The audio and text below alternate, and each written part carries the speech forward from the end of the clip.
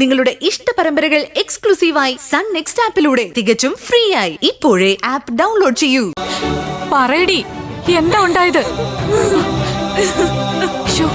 എന്റെ മോൾ ഇത്രയും സങ്കടപ്പെട്ട് നിലവിളിക്കുന്ന എന്തിനാ? എന്റെ വിക്കി. വിക്കിയോ? എന്താ? വളരെ സന്തോഷത്തില് സദ്യവട്ടമൊക്കെ ഒരുക്ക്, ഇന്നൊരു വിശേഷ ദിവസമാണെന്നൊക്കെ പറഞ്ഞു പോയിട്ട് നിനക്ക് എന്താ പറ്റിയേ? നിങ്ങൾ എവിടെയാ പോയേ? മോളെ, എന്തെങ്കിലും ഒന്ന് പറ. അച്ഛമ്മ, എനിക്കൊന്നും പറയാൻ പറ്റുന്നില്ല.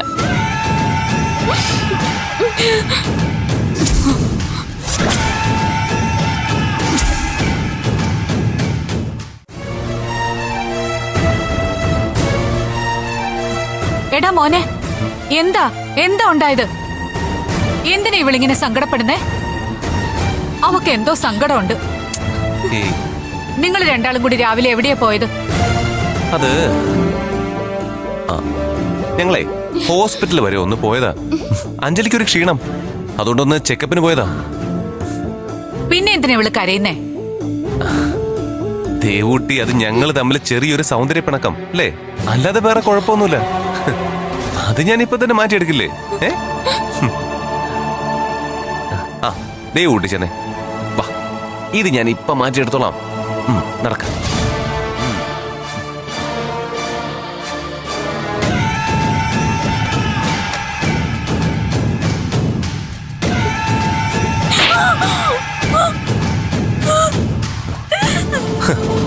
പറഞ്ഞ് പഠിപ്പിച്ചെല്ലാം മറന്നോടി. നിന്റെ നാവിന്നറിയാതെങ്കിലും എന്നെ കുറിച്ചൊരു വാക്ക് വീണ് പോയാൽ പിന്നെ നിന്റെ വിക്കി അങ്ങ് മറന്നേക്കണം. ഇരിക്കുന്നിടത്തിരുന്നേ അവനങ്ങ് ഭൂം. വേണ്ട, നീ പറയുന്നതൊക്കെ ഞാൻ ചെയ്തോളാം. മിടുക്കി, നല്ല അനുസരണയുള്ള കുട്ടി. ആദ്യം ഈ സുന്ദരി കുട്ടി ഒരു കാര്യം ചെയ്യേ.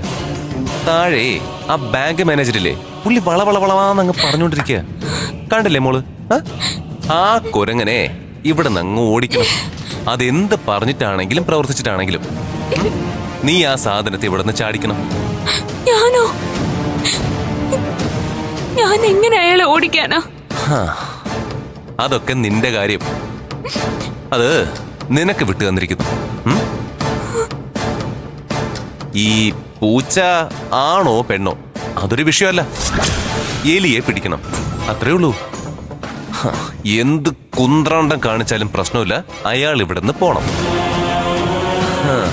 വീണ്ടും ആ തമ്പ് മെഷീനുമായിട്ട് അയാൾ വന്നിരിക്കുക. ഒന്ന് തമ്പ് ചെയ്യാൻ പോയതിന്റെയാ നീ കിടന്ന് അനുഭവിക്കുന്ന. അല്ല, ഡോസ് കൂട്ടിയിട്ട് മോൾക്ക് ഒന്നുകൂടെ വേണോ അനുഭവങ്ങള്? വേണോന്ന്? ഞാൻ ശ്രമിക്കാം. ശ്രമിച്ചാ പോരാ, നടക്കണം, നടന്നിരിക്കണം, കേട്ടാ?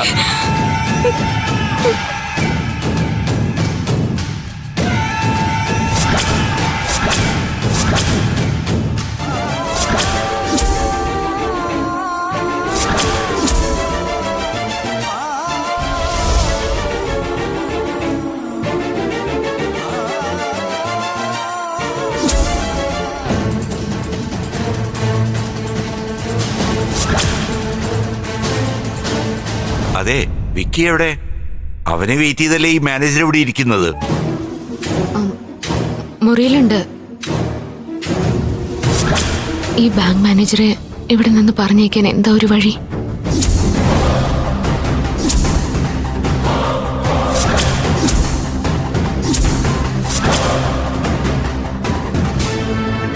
ചായ കുടിച്ചാട്ടെ സാർ, ഇതിവിടെ ഇരുന്ന ചൂടാറില്ലേ?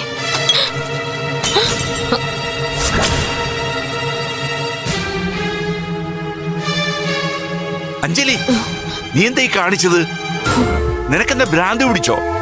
സ്ഥലകാല ബോധമില്ലാതെ ഓരോന്ന് കാട്ടി കൂട്ടുന്നു.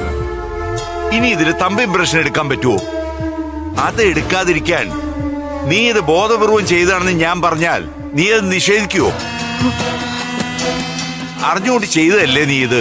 അങ്കിൾ, അറിയാതെ പറ്റിയതാ. കുഴപ്പമില്ല സാർ, ഈ മെഷീൻ ഇപ്പോഴിനി യൂസ് ചെയ്യാൻ പറ്റില്ല.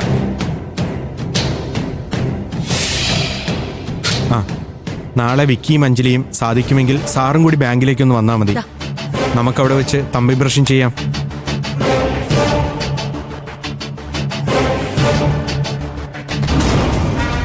Okay sir.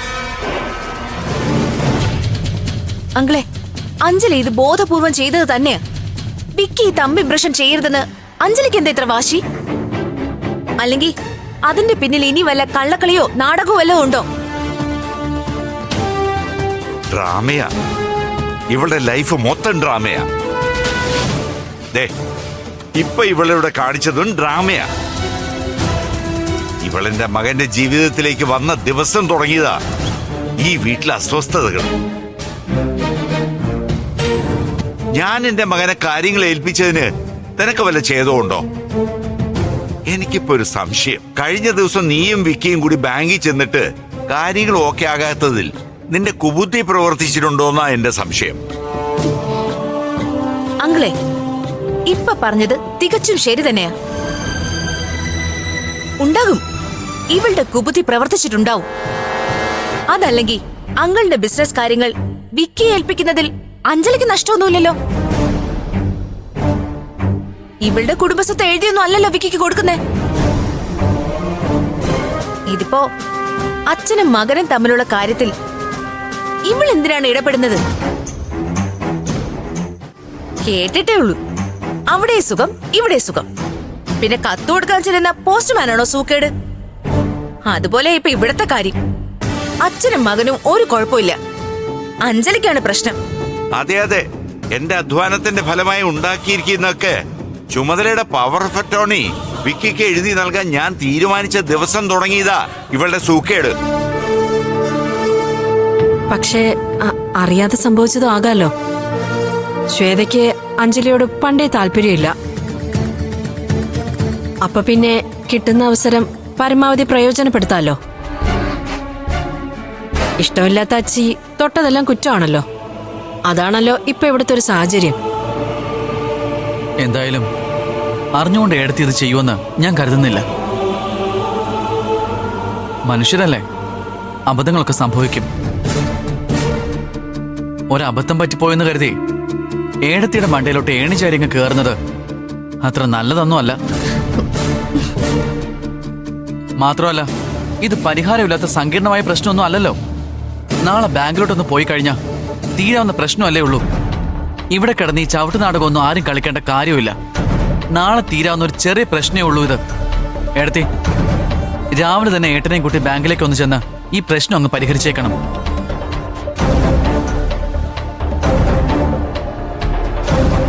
ഞാൻ എടുക്കാമേ.